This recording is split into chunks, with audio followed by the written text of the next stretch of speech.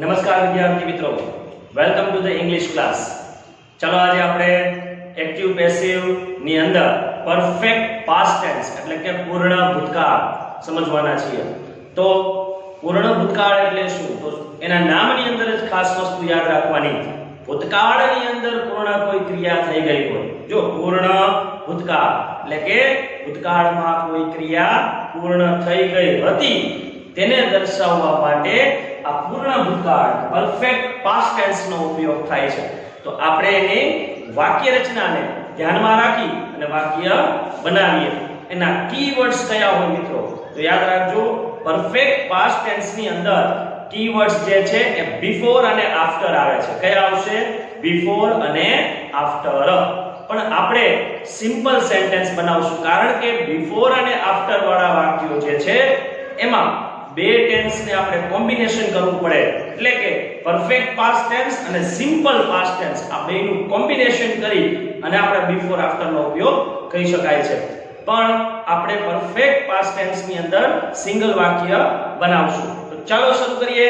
Active passive perfect past tense. તો વાક્ય રચના લઈએ. Positive sentence.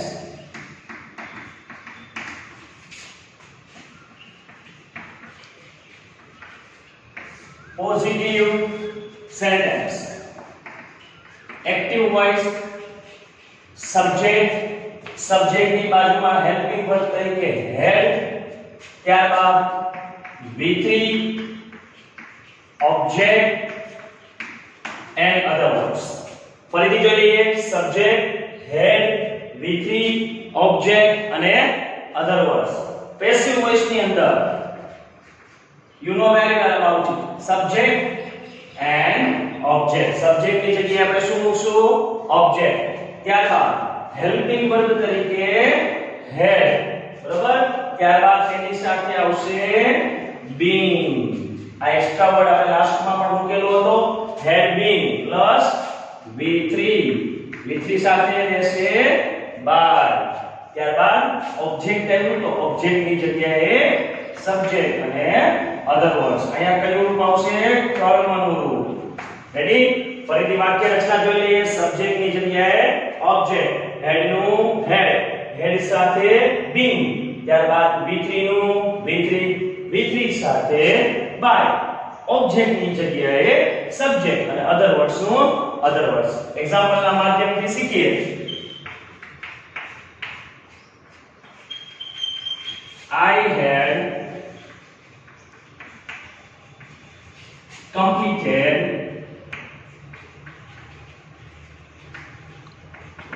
homework.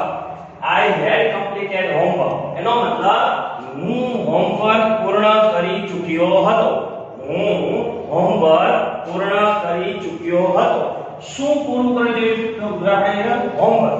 શું પૂર્ણ કર્યું? એને હોમવર્ક. બરોબર? તો હોમવર્ક જે છે એ શું છે? ઓબ્જેક્ટ. રેડી? ત્યારબાદ I શું છે? Subject. Now we will change. શું કરશું? સબ્જેક્ટ ની જગ્યાએ ઓબ્જેક્ટ અને ઓબ્જેક્ટ ની જગ્યાએ સબ્જેક્ટ. ચાલો ચેન્જ કરીએ. સૌથી પહેલા લઈએ હોમવર્ક. હેડ નું હેડ એઝ ઇટ ઇઝ રહેશે, એમાં કોઈ ચેન્જીસ થશે નહીં. હેડ સાથે શું આવશે? બીન. ત્યારબાદ વર્બ 3 શું છે? કમ્પ્લીટેડ. બરાબર? કમ્પ્લીટેડ. ત્યારબાદ શું વધ્યું? ઓબ્જેક્ટ. ઓબ્જેક્ટ ની જગ્યાએ શું આવશે? સબ્જેક્ટ. સબ્જેક્ટ તરીકે કોણ છે? I. I નું કર્મનું રૂપ એટલે કોણ? મી. તો આવી રીતે વાક્ય બનાવી શકાય. ફરીથી એકવાર જોઈ લઈએ. સબ્જેક્ટ ની જગ્યાએ ઓબ્જેક્ટ, હોમવર્ક છે એ ઓબ્જેક્ટ છે એટલે I ની જગ્યાએ હોમવર્ક આવ્યું. હેડ નું હેડ, હેડ સાથે બીન, કમ્પ્લીટેડ નું કમ્પ્લીટેડ અને કમ્પ્લીટેડ સાથે શું આવશે?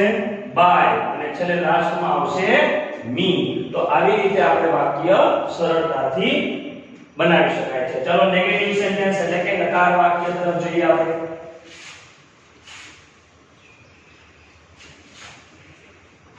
Negative sentence.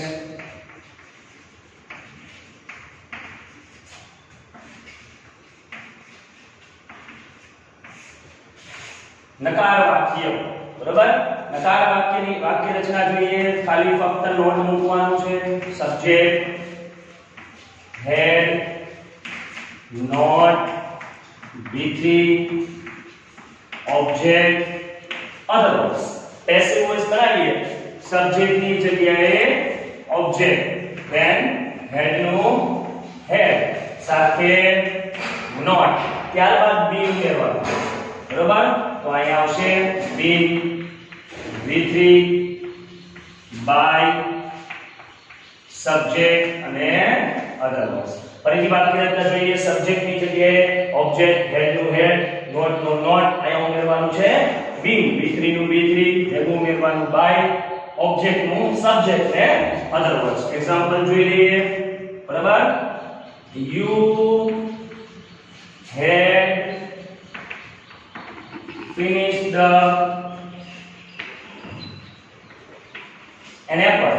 તમે એપલ સફરજન પૂર્ણ કરી ચૂક્યા હતા. શું પૂર્ણ કરી ચૂક્યા હતા? એપલ.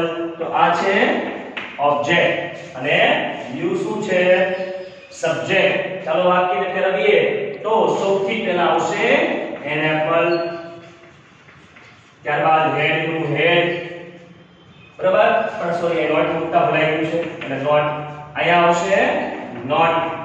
બરાબર હેડ ની જગ્યાએ હેડ નોટ નું નોટ ત્યારબાદ ફિનિશ્ડ નું બીન ત્યારબાદ આવશે ફિનિશ્ડ નું ફિનિશ્ડ બાય. ફિનિશ્ડ પછી શું આવશે? બાય અને લાસ્ટમાં આવશે યુ. તો આવી રીતે આપણે વાક્ય બનાવી શકાય. સબ્જેક્ટ નું એન એપલ છે તો એની જગ્યાએ ઓબ્જેક્ટ આપણે કયું કયું ત્યારબાદ હેડ નું હેડ નોટ નું નોટ ફિનિશ્ડ નું બી મૂકી અને ફિનિશ નું ફિનિશ બાય અને યુ. તો આવી રીતે આપણે વાક્ય સરળતાથી બનાવી શકાય છે. ચાલો ઇન્ટ્રોગેટિવ તરફ જઈએ.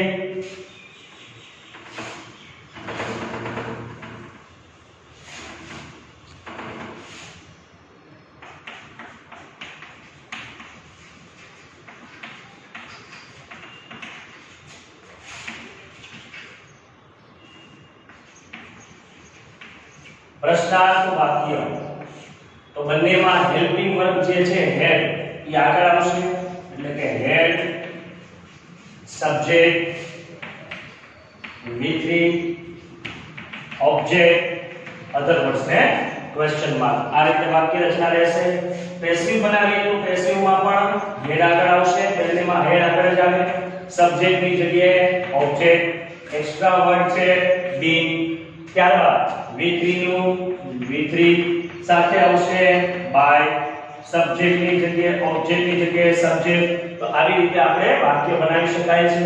બરોબર અને આના માધ્યમથી કમ્પ્લીટ થાય છે. હેડ નું હેડ સબ્જેક્ટ ની જગ્યાએ ઓબ્જેક્ટ પછી બીન V3 નું V3 V3 સાથે બાય ઓબ્જેક્ટ ની જગ્યાએ સબ્જેક્ટ ને અધર વર્ડ્સ. એક્ઝામ્પલ જોઈએ.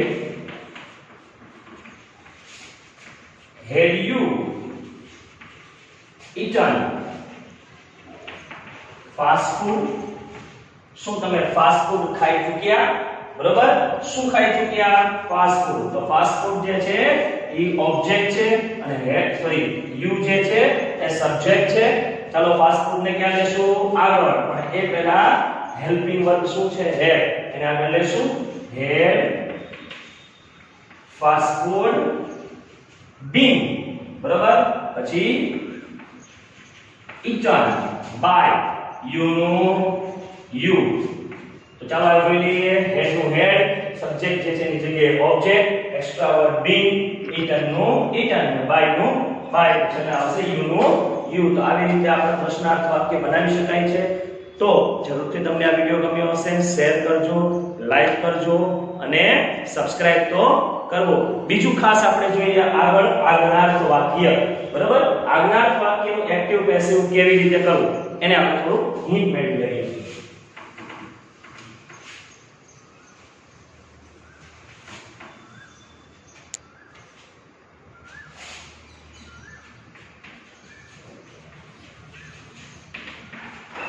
ઇમ્પેરેટિવ સેન્ટેન્સ જેને કહેવાય છે અજ્ઞાર્થ વાક્ય. હવે અજ્ઞાર્થ વાક્ય જે છે છે એ બે પ્રકારના હોય છે, અકર્મક અને સકર્મક. અકર્મક એટલે શું કે જેમાં કર્મનું રૂપ હોતું નથી છતાં પણ પેસિવ થાય છે. અને સકર્મક એટલે શું તો કે જેમાં ઓલરેડી કર્મ આપેલું જ હોય છે તો એનું પણ પેસિવ કેમ કરવું એ આપણે જોઈ લઈએ. હું તમને બંને પ્રકારના વાક્ય શીખવાડીશ, અકર્મક અને સકર્મક. ચાલો જોઈએ.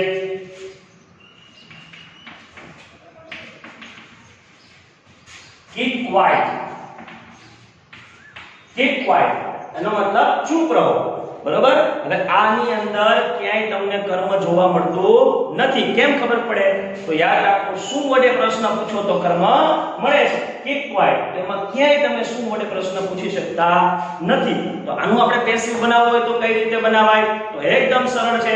તમારે એક વાક્યને યાદ રાખવું પડશે, ફરજિયાત છે. ચાલો આપણે પેસિવ બનાવીએ. આનું પેસિવ બનશે, તમારે આટલું ઉમેરવાનું, you are requested to. You are requested to keep quiet. તો તમારે યાદ કેટલું રાખવાનું છે, you are requested to keep quiet. તો આવી રીતે મિત્રો આપણે ખાલી તમારે યાદ રાખવાનું છે, you are requested to. તમારે એટલું ઉમેરવાનું રહેશે જ્યારે કર્મ ન હોય ત્યારે. આ વાક્ય જે છે ઈ અકર્મક છે. કેવું છે? અકર્મક, કે જેમાં કર્મનું રૂપ ન હોય. યાદ રાખજો, જેમાં કર્મ ન હોય. બરોબર. હવે આપણે કર્મ વાળું વાક્ય જોઈએ, એનું પણ એક્ઝામ્પલ શીખી લઈએ. ઓપન ધ ડોર એટલે કે દરવાજો ખોલો. શું ખોલો? દરવાજો. તો એમાં કર્મ છે. બરોબર. આને કહેવાય સકર્મક, જેમાં કર્મ હોય.